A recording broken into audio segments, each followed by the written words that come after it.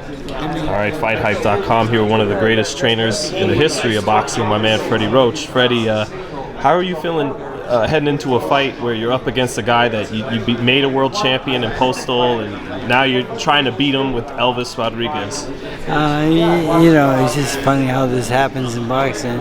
Especially when you want to put the best against the best, and that's what this is. Two good fighters fighting each other, and right now, I'm with my younger fighter, and Elvis is a really good boxer, a good puncher, and I like him a lot in this fight. It's just timing-wise, it just happened. It's just like when everyone's looking for fights, and then they put you together, all of a sudden you can't say no.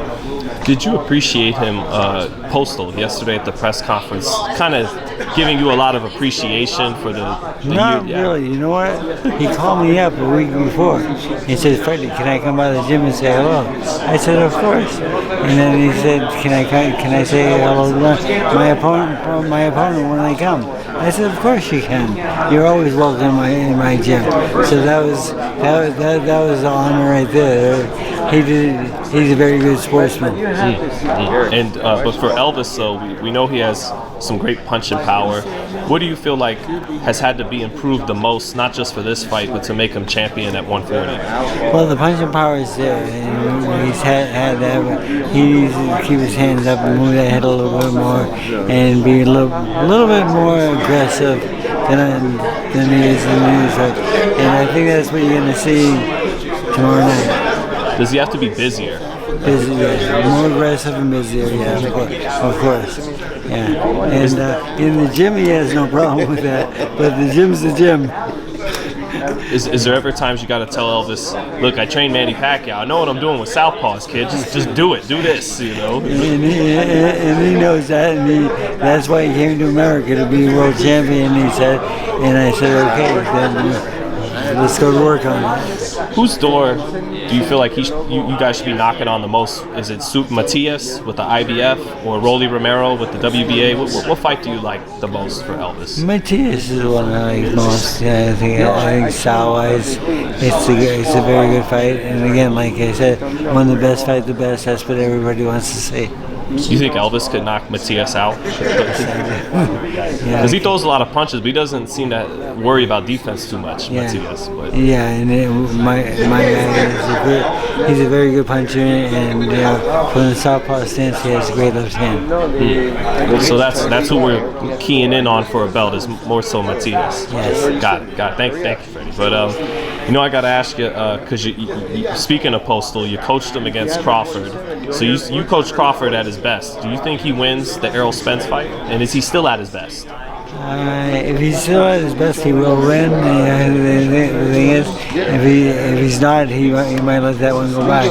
But his guy is real dedicated and trains hard, and he's gonna make it a good fight. I remember when Mayweather fought Mosley, you started to say it looks like his legs are slowing down, and then he turned back the clock a couple times and got him back. But do you see Crawford's legs slowing down versus when you went up against him with Postal? A little bit, yes, but the thing is, he still goes forward very well, and the guys who have the short leg problem usually have the problem on the backward step, on getting pushed back and being caught on the ropes, or caught in the corners. So we'll see. You went up against him and obviously Juan Manuel Marquez, and they're thought of as two of the great counterpunchers the last however many years. Was Crawford as great a counterpuncher as Marquez? What do you make of that? I think he is, but the thing is, the counterpuncher, it's an art. It's not everybody has at all times, but it's something we try to work on every day in the gym, and he looks pretty good doing it. Is he your pick for the fight, or do you not have a pick for Crawford and Spence? I have Crawford. He's a friend of mine. I like him, and he's a good person.